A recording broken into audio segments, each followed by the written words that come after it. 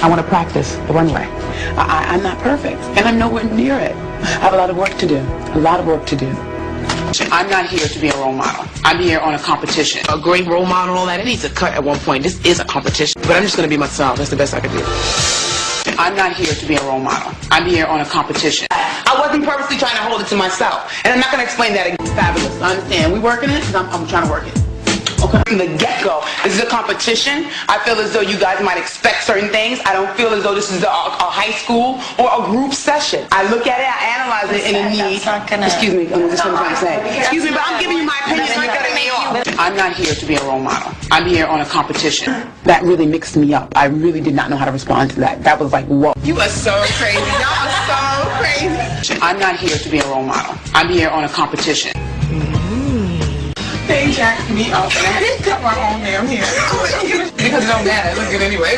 I'm not here to be a role model. I'm here on a competition. It's a competition. I wasn't purposely trying to hold it to myself. And I'm not going to explain that again. If you want to take that energy as though I really meant nobody was going downstairs, no, you guys were not going to know, then that's fine.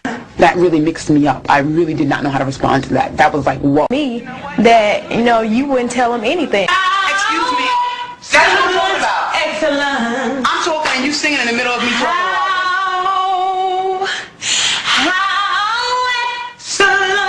Excellent. I'm not here to be a role model. I'm here on a competition. And all of those other things that are of demonic presence. And Lord, you don't even have to believe. Well, Robin, this is not a Bible study program.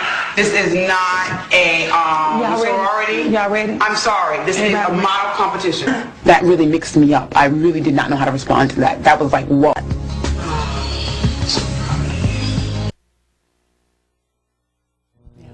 Yes, and we all remember her. She was our favorite from Cycle 1 of America's Next Top Model. She's solid, bold, beautiful, and she rocked that house. That took a lot of spirit, and we love her. She's here today, Miss Ebony Haith. Welcome to the show. Thank you. I'm so excited to be here. Thanks for having me. Yeah. Hello. You know what? I love that top. I love yours Do you too. see the blue? I'm loving it. And your earrings. They're awesome. Thank you. You guys are both models, both gorgeous. Look at you guys. We've just been chit-chatting. I was saying that I remember watching the first cycle back in Sydney. Yes.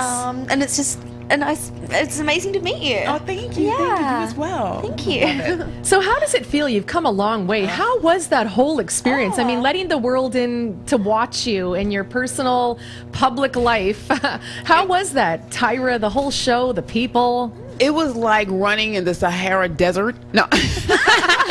I was searching for water.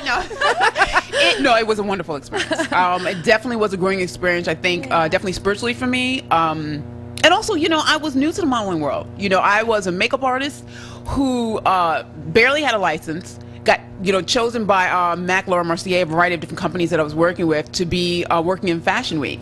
And I was doing that, and out of nowhere, I would have designers that didn't realize I was a makeup artist. Okay. So after working with the girls and making them fabulous, I would get called, okay, get on the runway, put this on. And I'm like, whoa, wait a minute, I'm a makeup artist. Right. So from there, that kind of opened up the doors to saying, hey, maybe this is another road for me. Maybe this is something that could work in my life. So that's kind of what opened the doors up to doing that. I started auditioning. I went to every modeling agency. And I kept getting, oh, you're beautiful. But I love what Elite said. You're beautiful, but we don't necessarily have a place for you. Okay. And for me, some people might go, what? What is that? But for me, I felt as though, you know what?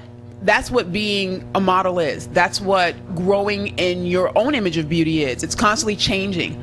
And I felt as though, okay, well, maybe I'm bringing something new. So instead of looking at the negative that I was getting from these modeling agencies, I started looking at the positive. You don't know where to put me. You don't know how to work with me. My image changed. One minute I'm bald, honey. The next minute I've got curls, locks. So I'm definitely a person that's always evolving and changing.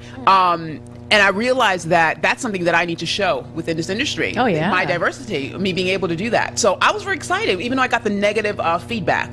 So I was doing it for about 4 years, and I wasn't getting any feedback. And one of my biggest goals is to motivate young women and men, to inspiring them to, loving themselves and making it through tribulation. And I said, maybe I should go on and do something else. And I had said, I'm going to say to the world, oh, you know what? If I don't get this Tyra Banks opportunity, I'm done with modeling. And I literally said it to the sky.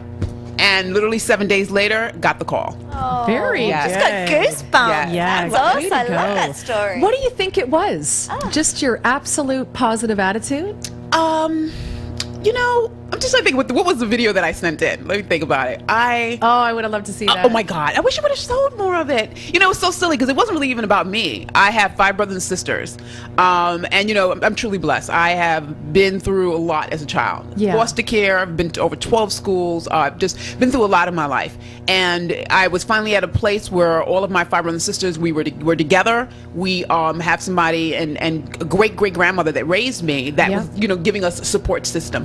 So I was just very proud of where we were at one point in our lives, to having nothing and not even, you know, understanding what hope and faith is, just really looking for adults to provide and to nurture us, and not being able to receive that. So when we felt that from a family that took us in, which is actually my family, it's just great. And seeing that, once I did the video, the only thing I could talk about was my brothers and sisters. So I'm on the video with my little cute little outfit, and I'm like, hey, Tyra. I'm like, I just want to introduce you to who I am, you know, my family. This is my brother and sister. Isn't she fierce? You know, and I'm just walking around showing pictures of my family, like, oh, look at that jeans. You gotta send me that. You gotta send me that. I should. I definitely should. You definitely should. You know what? I got a special moment, and I want to share that right now. Okay. And it's a moment that you're being handed your ticket to continue. And it's for everybody. You know, you can't, that's something you just can't capture. That's something absolutely real and on the fly. Exactly. And it's coming from you. So you were there. What was that moment like when you walk up to Tyra and she says, she hands you your picture and says, congratulations on becoming that one step closer to Next Top Model? You know, one of the questions, I get that question a lot, I think, but it ties into another question that I get. You know, people say, you know, what did you get from the show? And for me, it was to see how beautifully I'm present. I think, you know, first of all, as a woman, and you know, women, the things that we go through. Yeah. And then also being a woman of ethnic background, I think that in always searching for your history and it's not being prevalent there for you, I am so busy running that even though I'm going to be a model, I'm not able to really look at myself. So I think for the first time being on that show, I was able to see myself. And I think that being on the show, trying to say, okay, I'm hoping I'm seen, and thinking that I'm not seen, and thinking, wow, that's a questioning my own beauty. You know, how is it possible that I'm not being seen? You know, if I'm able to get people that are interested in using me as a model. Right. So I think for me, it really opened up the doors to looking at myself and finding the beauty within me and really being proud of it. Good for and you. I think, yeah, definitely. No matter what. And you know what? Exactly. You're so strong and solid. And I think that's what made people so threatened. And how do we handle her? And, you know, there was a lot of mix. You had so many people that loved you. Aww, and then you got those jealous, angry little spiteful those hater Gatorators. That's all right. We're going to work with them. You handle some therapy. I got some cards. We can work that out. That's okay. But yeah. And it's you know, it's very interesting because I didn't even realize my own personality in a sense and the way I came off to others. You know, when I came home after the show, I remember my aunts watching the show and we're sitting with the family, and they were so shocked that I stood up for myself. So it was interesting how I realized that being on that show, I just became a young woman. And in the sense of saying that before in my real life, when people maybe have an attitude towards me or maybe intimidated or just, you know, necessarily don't like me for whatever reason, I can walk away. Yeah. You know, you can curse me out, honey, and I'm like, fabulous. I'll make you some chicken, you know, a cake, whatever, to make you smile, and I keep it stepping. So most people don't get to see me with an attitude. But on the show, I think that's one of the things that I even had to tussle with, knowing how to respond. You know, I mean, usually who starts singing in the middle of you having a conversation? You know, who steals your lotion? You know, like just little silly things that you might not deal with on an everyday basis. Right. And me being confronted with it and seeing what reaction would I have. It's like saying, I'm a beautiful person or I'm a good person, and then you being tested to see if you truly are. Yes, that's a very good point. Very good. Yes. And I've always wanted to be a strong person, but at the same token, being able to be paused, but being able to express the way I feel. And I realized that on that show, I have a voice, and I know how to stand up for myself. Yeah, you know? sure do. So I definitely was very proud of that.